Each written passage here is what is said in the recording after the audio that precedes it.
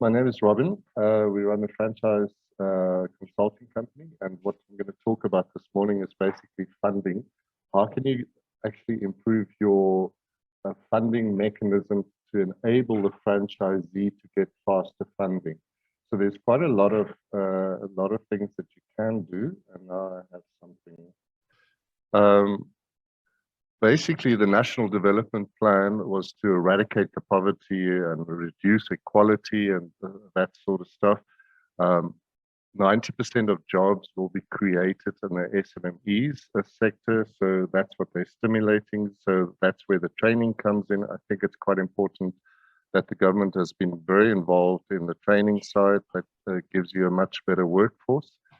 Um, the SMMEs are 52% of the GDP, which is approximately 1 trillion rand of the GDP, which is quite amazing. It's quite a big chunk. Um, the banks only really finance 6% of the SMEs, and mostly in the maturing stages of development, which is a real problem if you're a startup, franchisor, or even medium startups. So they normally look at your maturing guys. Um, and your geographical areas or locations is also quite a big factor.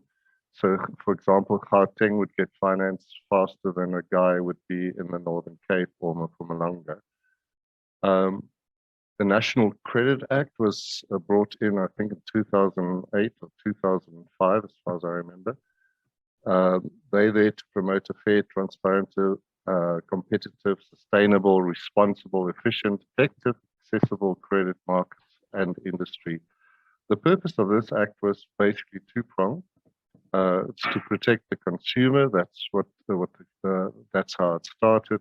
But most people feel that it's regulating the credit industry, which I think is quite a good thing. It's not a negative. Um, the problem with banking and every other area is that you can get over indebtedness, which is a real issue. There's a classic case in 2008 where Judge Erasmus ruled um, on indebtedness of a client, which they then sent it back to the bank, and the bank had to reorganize his debt. So that's quite a good thing. If we just look at the banking system, it's quite important to understand that the international banking system interreacts and interrelates. So they have processes or mechanisms in place to have compliance, um, which is a bit of a problem because they actually become very risk averse, and it's very difficult to get money from your banks. Um, if we look at the USA housing loan collapse, I think it was a couple of years ago, and which caused a hell of a problem. I worked with one of the franchisors, Mr. Reddy. He actually worked with a lot of the banking leaders to be able to get more funding readily available for your smaller guys, your previously disadvantaged.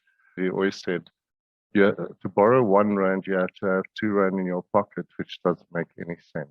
I want to talk about FASA as well, because I think FASA has done one hell of a job. Through the years, they've actually brought in all the documentation, which sometimes irritates me, but it's really good that there's full compliance of all the stuff, your disclosure document, your franchise agreement. And I think FASA has a huge responsibility to ensure that we are compliant. It's a pity that not everybody is FASA registered because they are doing a good job. The requirements for the banks usually is that you are FASA registered and have at least 5 franchisees, which is a real problem for your startups because it's very difficult if you're starting up with your first or second or third franchisee to actually get funding. Once again, it's the maturing franchisors that actually get funding for their members.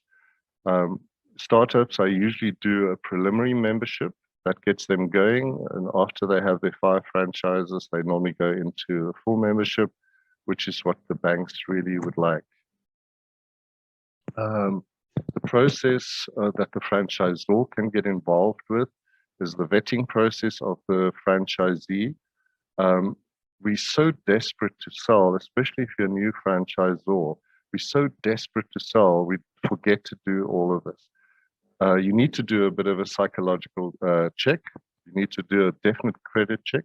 And I really advise to do a criminal check. So if a franchisee actually applies, he has to give you a criminal clearance as well. Your structured site selection process is really important. A lot of guys go for the franchisee must find his site.